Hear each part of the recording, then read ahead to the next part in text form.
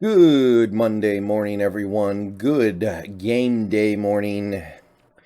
We got a game tonight, and regardless of how you feel about this team or this season, they got a game and they're going to play it, and I'm going to watch it, and most of you guys probably will too.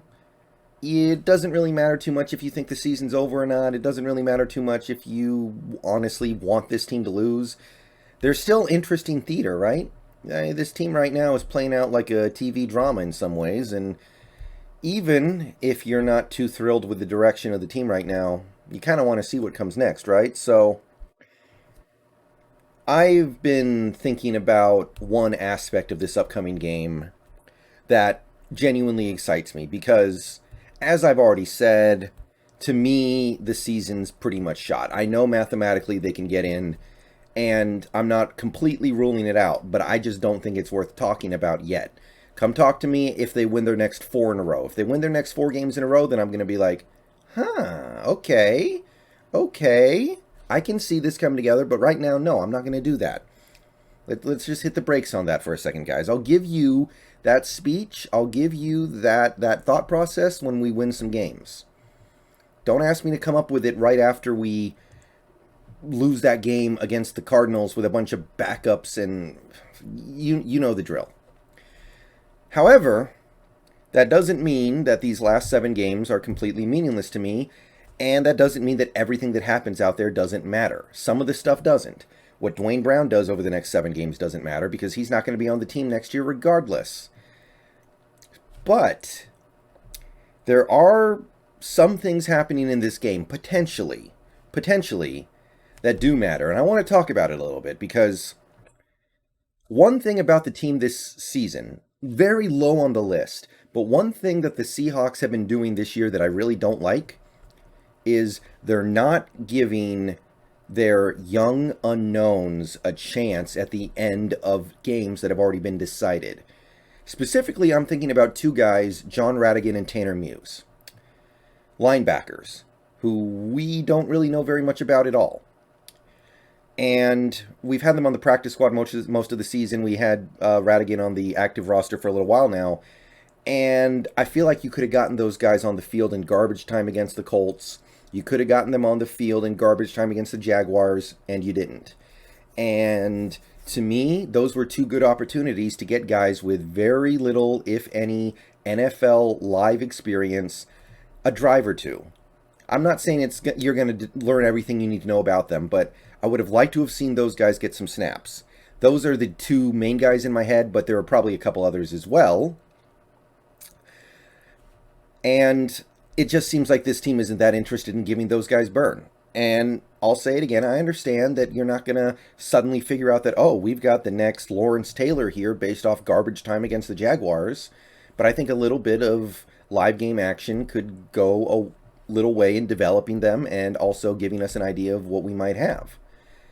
But we don't do that. No, Bobby Wagner gets to play every snap every game, even though he's old and beat up and has to go out there for 80 plus snaps in a couple of these games or 75 plus snaps. And yeah, okay. Let's make sure he has no legs under him for the end of the season anyway, right? Like that's smart. That's good roster management. No, we don't need to give Tanner Muse garbage time. Just let Bobby keep going out there. Like he'll never get hurt. I digress. This game, we might actually do a little bit of that, but we had to be forced to, but we might do it. And I'm talking about the running backs. So Corbin Smith on Seahawks Maven on SI.com has this article talking about kind of what I'm getting into here. So you look at the backfield right now in Seattle. Chris Carson probably will never play football again. I really don't think Chris Carson's going to play football again. He probably shouldn't, based off what I'm hearing. Rashad Penny, I don't think he should play football again. Doesn't look like he's going to play it again this season.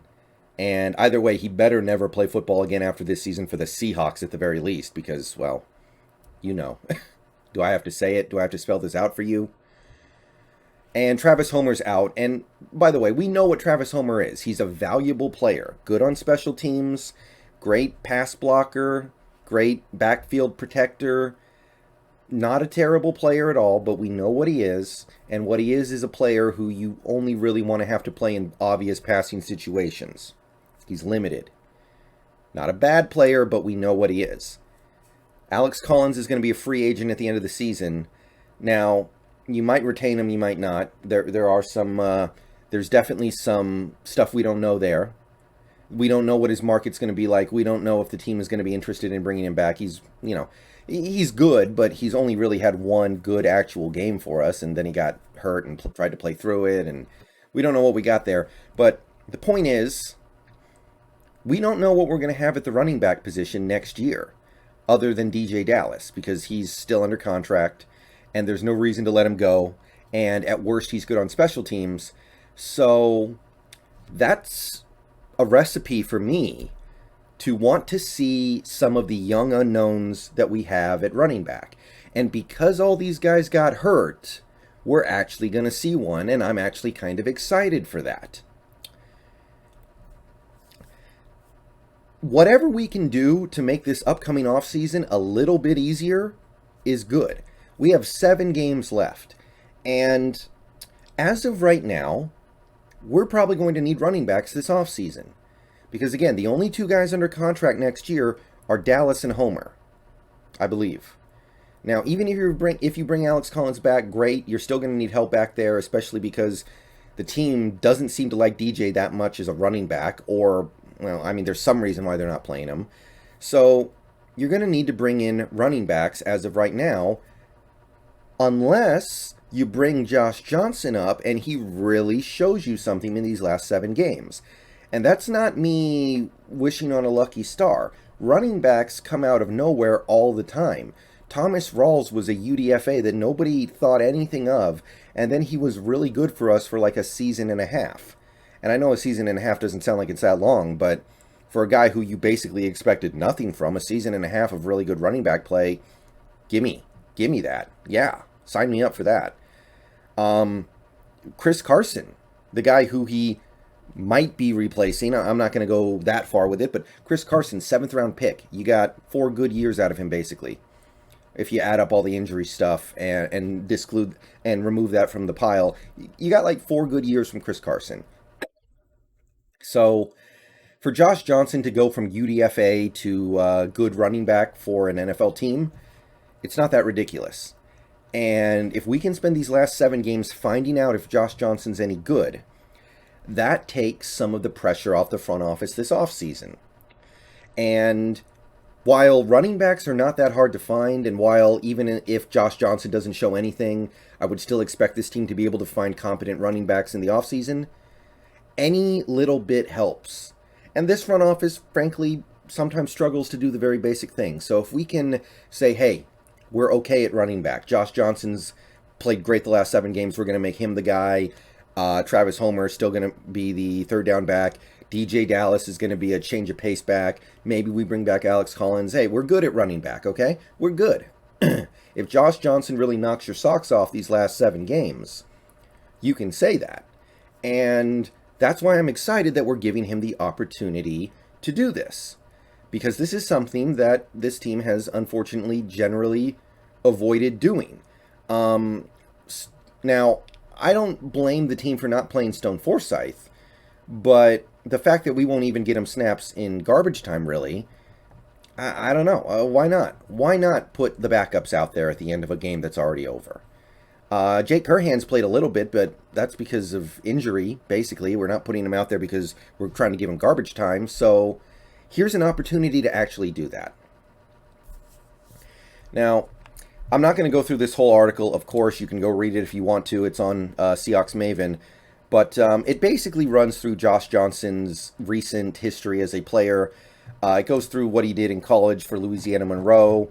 He had 1 really good season there, 6.5 yards a carry, 11 touchdowns, 1,300 yards. Not a great receiver, but we'll get to that in a second here. If you look through the bottom part of this article, there's one part I really want to highlight here. Josh Johnson averaged 3.2 yards per carry while receiving the rock 23 times in 3 preseason games. But 68 of his 74 yards came after contact. meaning he was consistently getting hit in the backfield and turning negative plays into short gains with little to work with.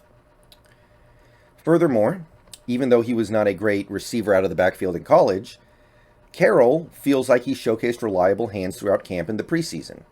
He went 4-4 for targets in those 3 preseason games, amassing 24 yards, also performing well in pass protection. So, seems to me that there's something here, and the something here could easily turn into nothing, but let's find out now. Let's not go into this offseason, because this is kind of what happened with Carson. You don't want to go into this offseason thinking, oh, we really need a running back. We really need a running back. Let's spend money on a running back. Let's spend high draft picks on a running back. And then the season starts and you're like, oh, the running back was here the whole time. We just didn't know. Josh Johnson's really good. Now, that's kind of what happened with Carson. Carson got hurt. It's a little different. But you had Carson for a few games. He looked good. He got hurt. Then you didn't know what you had. So you drafted Rashad Penny. And then you showed up for the next season. And you realized, oh, Carson's much better than Rashad Penny. Carson's great. Should have just rolled with Carson. We had the running back position covered. Let's try to avoid that. And the way we avoid that is giving a guy like Josh Johnson a chance. So that's one player. Now, there is one other player that I want to include here. That's B.J. Emmons. We signed him to the practice squad several days ago to replace Josh Johnson. However, it is possible in this game that both guys get promoted to the active roster. Right now, without the practice squad elevations, we only really have 2 running backs. We might see us promote number 3 and number 4. And B.J. Emmons would be the number 4. So everything I just said about Josh Johnson applies to B.J. Emmons as well. If he can show out, then that takes stress off the front office. And look, B.J. Emmons didn't do much in college. He spent most of his time at FAU. Never really had a big season. Best season was 2019. He had 237 yards, 4.6 yards a carry. Meh. 6 touchdowns, I guess, is pretty good. But give him a shot. Every little bit you can do to take the pressure off the front office to nail this offseason is going to help. Let's see what DJ Dallas can do. Let's see what Josh Johnson can do. Let's see what B.J. Emmons can do. If they shine, then hey, that's one less player you got to go get this offseason. If they don't, okay, then you're right where you thought you were going to be anyway. See you guys later after the game. Peace out. Go Hawks. Got to find something to find exciting right now with this team, because I don't think the prospect of making the playoffs is it.